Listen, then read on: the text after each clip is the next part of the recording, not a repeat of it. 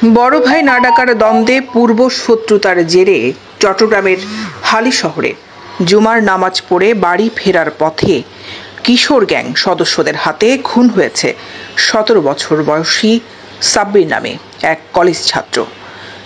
ছেলেকে হারিয়ে তাই এমন গগন বিদারী বিলাপ ছেলেহারা পিতার। একমাত্র সন্তানকে হারিয়ে দিশেহারা তিনি। কিছুক্ষণ পরপর ছেলের শোকে জ্ঞান হারাচ্ছেন এই বাবা। বড় ভাই দেখতে হইয়ে শত্রু এদের এই আবিতের উপর গ্রুপ আছে, গ্যাং আছে তারা 40 জন না 35 জন গ্রুপ আছে। হ্যাঁ, গ্রুপের নাম হইতে পাইথন গ্রুপ নাম। আর পরে চাই দি তারা গ্রুপের ভিতরে বেল্লাই এখন আর পতলা গ্রুপের নাম হইতে পাইথন। এদের কাজ হচ্ছে ওই মিটিং মিছিলে যাওয়া, কন্ট্যাক্ট করি, ওই জায়গার ওই দখল করা আর কেউরে মানি লোকজনরে মার্ডার করা, ওইরকম ওদেরকে ব্যবহার করে। ছেলেকে হারিয়ে শোকে পাথর হয়ে গেছেন মা। ছেলের হত্যাকারীদের একমাত্র ফাঁসি ছাড়া আর কিছুই চান না তিনি। মায়ের সাথে সাথে আহাজারি করছেন বোনেরাও।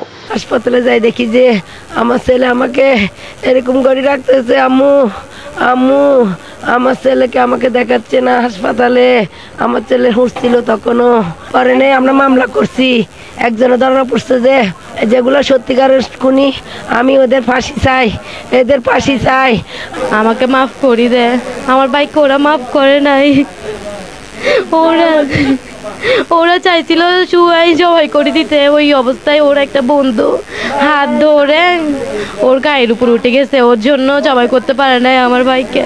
ঘটনা কি নিয়ে হয়েছে সেটা তো আমরা এখনো পুরোপুরি জানি না, কিন্তু আমার ভাইকে যেভাবে মারা হয়েছে আমরাও ওদেরকে ওইভাবে মারবো। এটার কঠিন বিচার চাই, আমরা মায়ের বদল মায়ের নিব।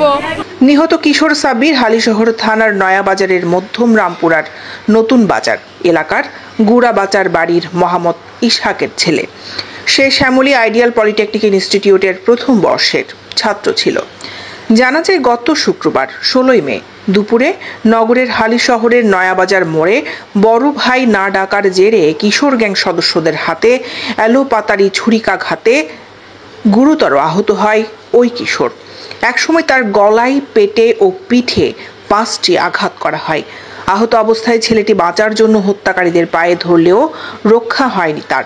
পরবর্তীতে রক্তাক্ত অবস্থায় আহত হয়ে মাটিতে লুটিয়ে পড়লে স্থানীয়রা তাকে উদ্ধার করে চট্টগ্রাম মেডিকেল কলেজ হাসপাতালে নিয়ে আসে। সেখানে গত 6 দিন আইসিইউতে থাকার পর বুধবার সন্ধ্যায় না ফেরার দেশে পাড়ি জমায় সাব্বির।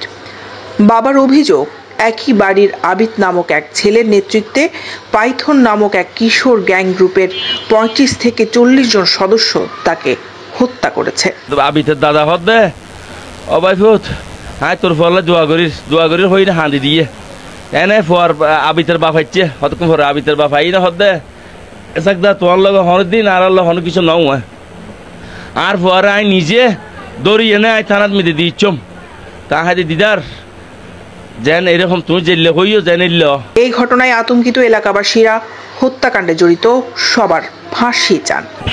ছুরি মারার পর বাড়াল বাড়ি গেছে, ওই বাড়াল বাড়ি ঘরের পর দিয়ে লোডের এপার থেকে ওপারে গেছে যে কেন ছুরি মারছে, আবার বাড়ান দিয়ে আবার মানে বাড়ি দিছে।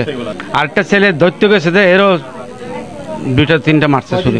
তবে এলাকার ছেলে যেভাবে নির্মমভাবে হত্যা হয়েছে এর জন্য আমরা ভীষণ দুঃখিত, গভীরভাবে দুঃখিত। যাতে ভবিষ্যতে এই ধরনের ঘটনা না ঘটে সরকার এই ব্যাপারে সচেতন হোক। গ্রুপিং করে মানুষ এসে বাইরের ছেলেবেলা আসে ম্যাচে, আবার এলাকার ছেলেও আসিল, এটাই শুনছি। এই বিষয়ে হালিশহর থানা ওসি মোহাম্মদ মনিরুজ্জামান জানান, ঘটনার পরে মামলা করেছে ভুক্তভোগীর পিতা। এই ঘটনায় একজনকে গ্রেফতার করা হয়েছে, বাকিদের গ্রেফতারেও অভিযান পরিচালনা করা হচ্ছে।